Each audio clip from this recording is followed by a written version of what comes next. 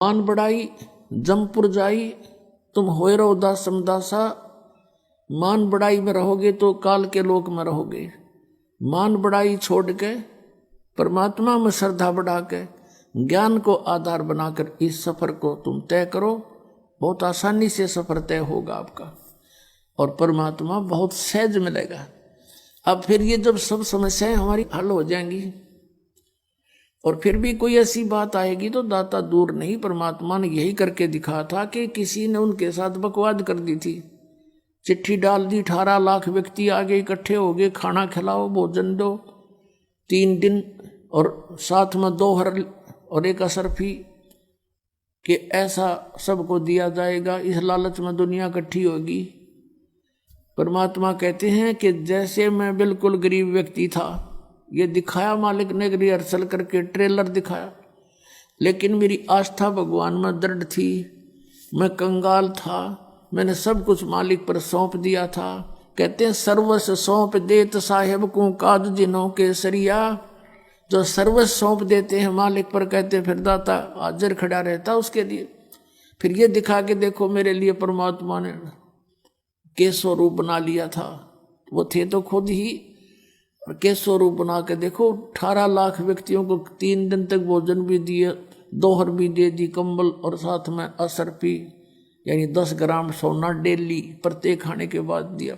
तो तुम भी यदि इतना विश्वास करोगे और यहाँ माया जोड़ कर नहीं धरोगे, फिर देखना मैं कैसे करके दिखाऊंगा। एक समय पुण्यात्माओं, हम क्या हैं? हम परमात्मा की भक्ति करते हैं और हम परमात्मा के ज्ञान से परिचित होने से फिर अपने हिसाब से ही चलते हैं। आदरणीय गरीबदास साहिब जी को परमेश्वर मिले थे कबीर देव जी, और फिर वो वाणी परमात्मा की उन्होंने लिखवाई। उस वाणी को पढ़कर बहुत से अनुयायी भी होने लगे गरीबदास साहिब जी के जाने के बाद। और पुण्यात्मा जो होती है वही परमात्मा की खोज में लगी हैं, तो वो किसी ना किसी गुरु के पास अवश्य चले जाते हैं और उस संत के बताए मार्ग पर वो करते हैं। अब जैसे और उनके होते हैं वो पिछले संस्कार, पिछले पुण्य होते। जैसी भी आपको शास्त्र अनुकूल साधना मिल गई तो ये आपके वर्तमान में किए हुए पुण्य भी आपके साथ होंगे। तो जैसे ये राधा स्वामी पंथ बना है, जैसे शिवदयाल जी थे, ये बहुत अच्छी पुण्यकर्मी प्राणी थे।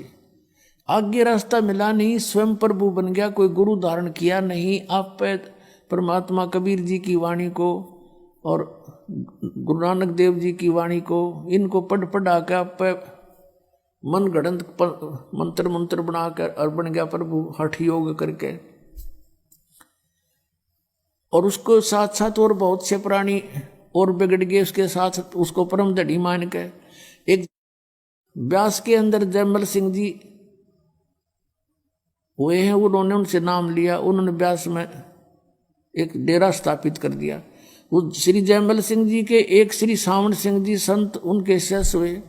अब सावण सिंह जी के जो संत शिष्य आगे बहुत से बने, उनमें से एक बिलोचिस्तानी शाह मस्ताना खेमामल जी, जिसने सच्चा सौदा सिरसा के अंदर एक स्थापना कर दी डेरे की। अब देखो श्री सावन सिंह जी के शिष्य तो बताते हैं लाखों की संख्या में थे, लाख के आसपास, उन्हें 1.25 लाख के आसपास बता रहे नाम दिया। तो उनमें से ये खेमामल जी ही क्यों प्रभु बन गए? अलग से उसको कोई नाम देने का आदेश भी नहीं दिया, क्योंकि ये कैसे अपने आप में अलग से गुरु पद बना लिया। उसमें सिद्धियां भी थी, बहुत से उनके प्रमाण हैं कि औरों को उसने बहुत सी राहत भी दे दी, कुछ सुख भी दिए हैं। तो वो कैसे था? वो इसकी अपनी पूंजी थी, पिछले संस्कार थे इसके, पुण्य थे इसके, और अन्य लाखों थे वो ना पन पे ऐसे एकदम। तो ये पिछले संस्कार से ही उसके कुछ थोड़े बहुत पूंजी थी, धन था भक्ति का, वो खत्म हो गया। अंत में इंजेक्शन रिएक्शन से उसकी मृत्यु हुई, वह बैटरी डाउन होगी, पिछले जन्म में चार्ज की हुई। तो ऐसे जीवन व्यर्थ होता है इनका।